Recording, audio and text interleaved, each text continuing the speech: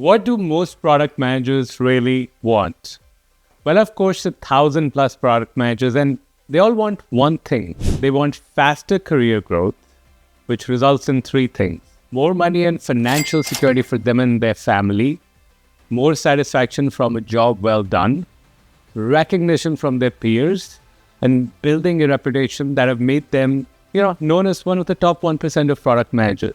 And because it's the top 1% of product managers, most people will never achieve this feat. But there is a system involved here, and I'm going to walk you through exactly what it takes for you to move faster through your career and get to those executive levels much, much quicker than the door. So keep watching, and especially watch number 4, because it's surprising and most people will never think of it. Let's start with the first layer, the primary layer beneath all of this, a thing that many people lack: self-awareness.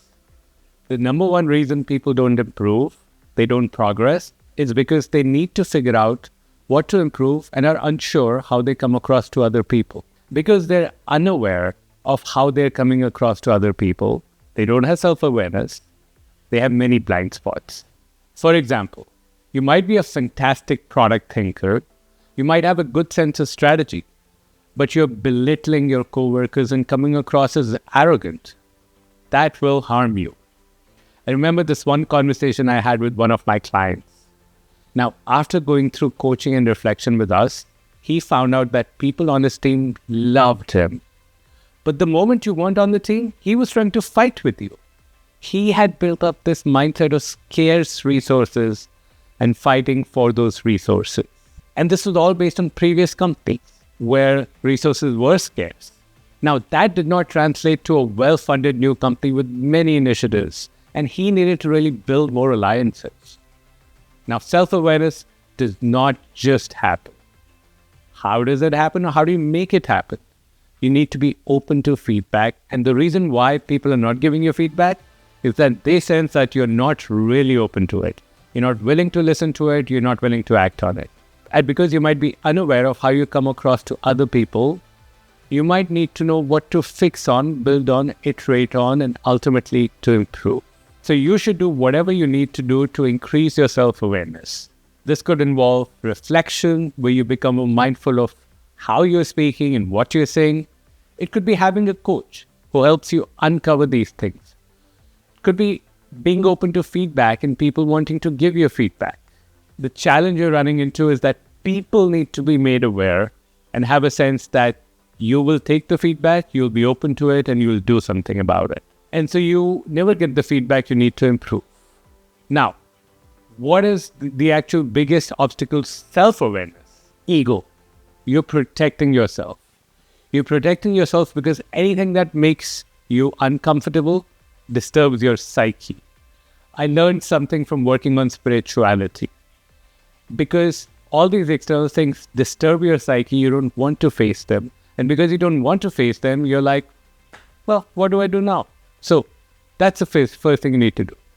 Get self-aware, and you must remove the blocker of being uncomfortable with it. You must let go of your desire to protect yourself by keeping those hard truths away. Now, this is a virtuous cycle. So when you're able to showcase that you are open, I want your feedback, then you will relate to them better. And you tell them that, hey, look, this is what I did with your feedback. I want more. That's when you start to build self-awareness and improve.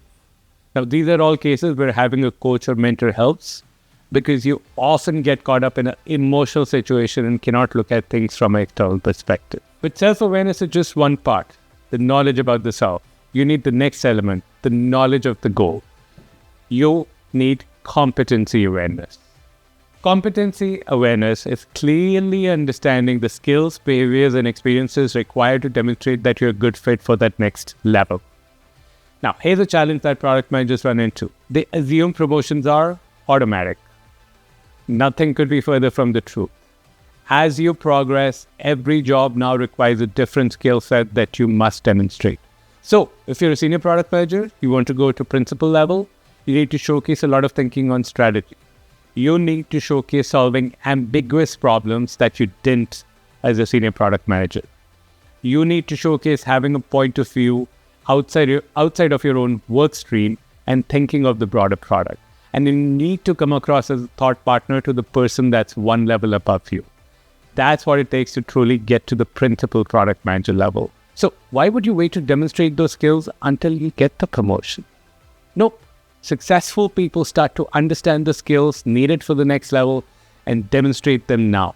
Whether they are getting to the next level in the same company or external company, that's completely independent. So always aim for skills and experiences one level above you and showcase those. I'll give you another example here.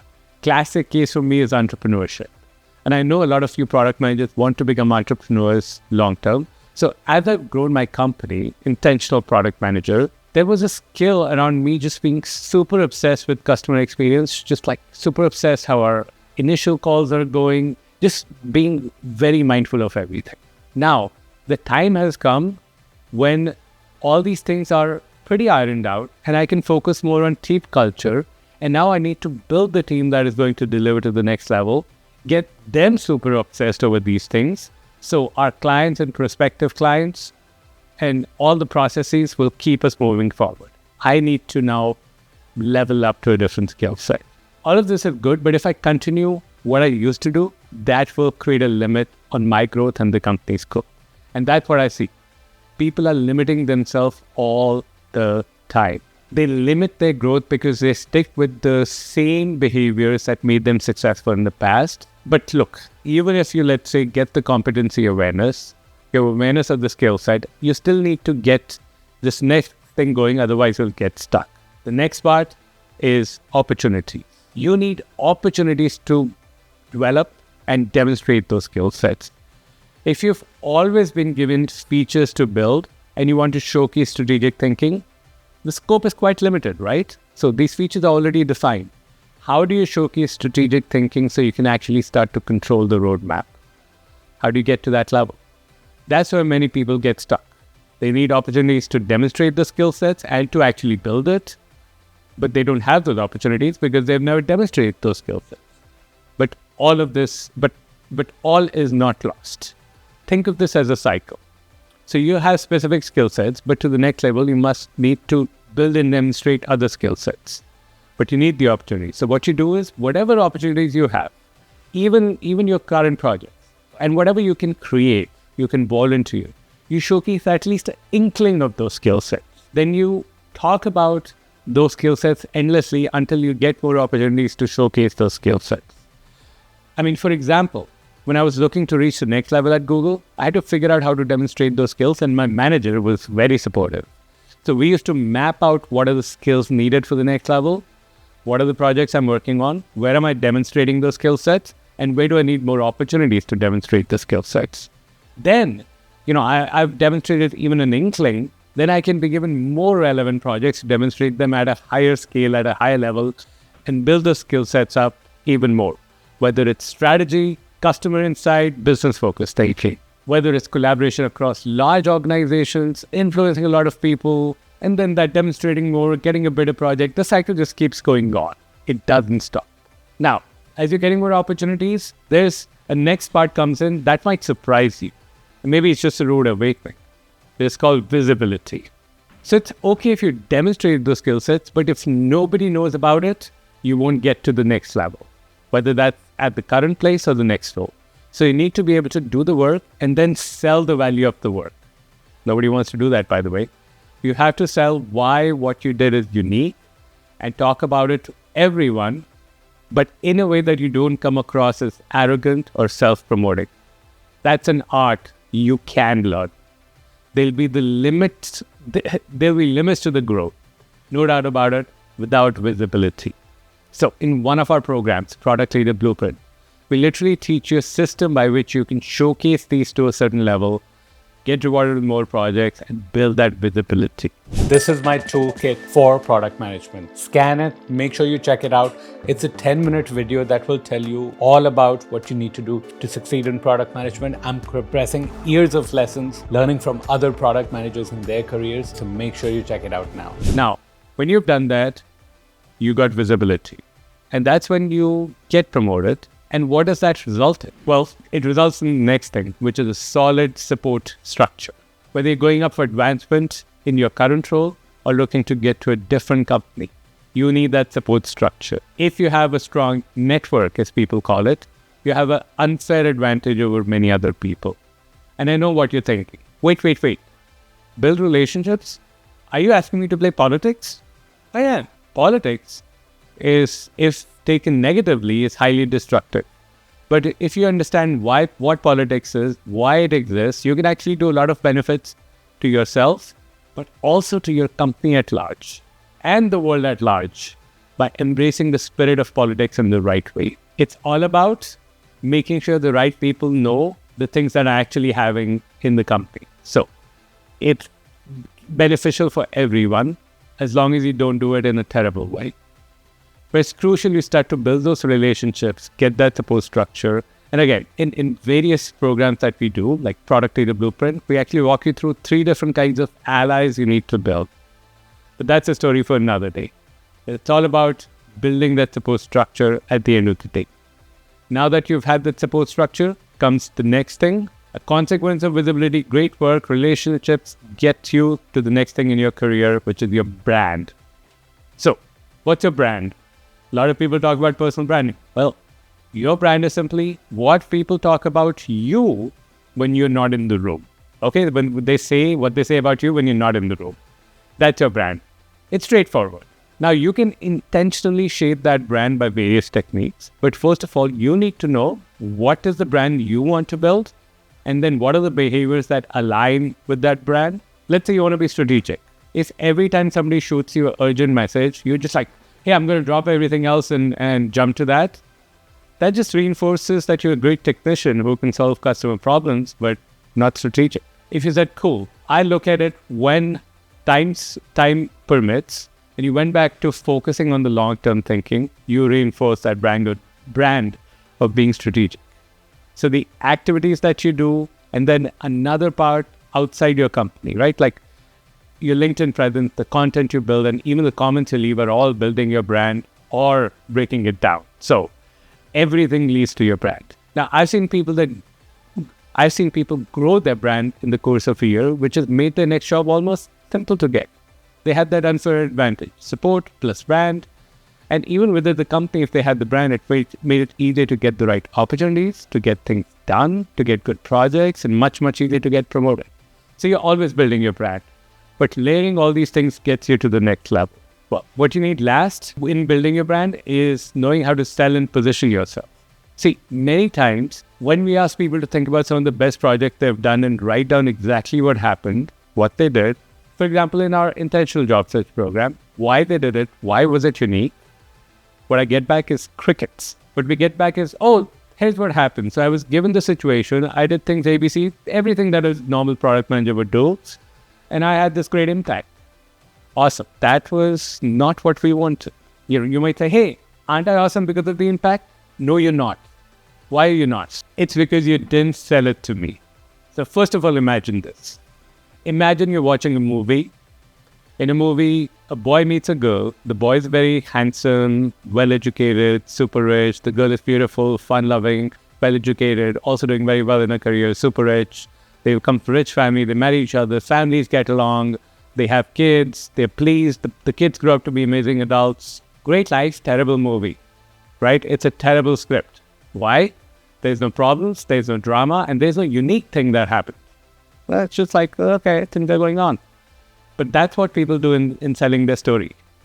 They need to actually recognize and showcase where was the drama, where were the actual problems, where was the villain. Villain doesn't need to be a person, might just be the situation. And then ultimately, what did you do that was unique? If I replaced you with a generic product manager number 735, why could they have not done what you did? That's what you need to sell. You need to sell yourself and your company. You need to sell for yourself outside your company. You need to position yourself as the next leader. That's often the missing thing that often prevents people from succeeding because they've done all the work, they have visibility, but they're unable to sell. And at the end of the day, that doesn't help them build their brand. And so they can't get to the next level. And then they wonder why. And this is the worst case because, see, you're doing the work. You're achieving the things. You have the skills, but you're not getting to the next level. Your storytelling is missing. There's no drama. There's no positioning behind what you're doing. Now, All these things together can get you really far. But last but not least, as you collect all these things and you progress, one thing that can go missing will prevent your growth further up. I'm talking about director VP level. This is especially true when you have 10 plus years of experience. That last part is your team, or specifically growing other people. Look, to a certain point, you can step on other people and get ahead in your career. But after a while, you are stuck. And if you don't grow your team, if you don't coach them, if you don't get them to the next level, you will not be seen as a leader. Remember, your job is changing at every level. You're going to do from whatever you can contribute individually to now building a team organization. The same journey I've needed to go through in entrepreneurship. And if you suck or just ignore other people, ignore your team, and you just get self-centered, that's when you'll get stuck at that level. This was the last part, but this ultimately your team needs to have the impact. And now you're known as the CPO, the CEO, the VP of product, and you get brought in to form and build a team and take the organization to the next level. Now, there's something I didn't even mention here because I just took it for granted. And that's just pure hard work. But there's something related to that. Hard work plus ruthless prioritization. See, most people underestimate the soul-crushing, brutal hard work required to get good at anything. Most people think they will get it done faster. And when they don't, they just stop. We have a culture of starters. We don't have a culture of finishers because anything worth doing requires building skills, which comes from repetition and guidance. Continuous iteration takes much longer than you would expect, which means you have to actually be very ruthless about what is important to get fixed, to get done, and what are the core skill sets you need to build. Then you need to allocate tons of time to build those skill sets and ignore the dramatic number of things or the vast variety of things you also want to do. That's why it's called ruthless prioritization. There's a story from Warren Buffett. He said, write down the top 25 things you want to achieve. Rank them. Now take the top 5. Those are your goals. 6 through 25, those are the things that are going to get in your way of achieving those. They're like a little easier to achieve. You want to do them, but they're going to prevent you from getting to what you really want. That's what ruthless prioritization and brutal hard work will get you. Even with all these things, there are certain hidden things that cause people's careers to stall. Don't let them stop you. Here's a video that I recorded that will show you exactly what causes those things so you can prevent them and keep taking your career to the next level. If you're enjoying this content so far, make sure to hit the like and the subscribe button so you don't miss out on the next video that we put out.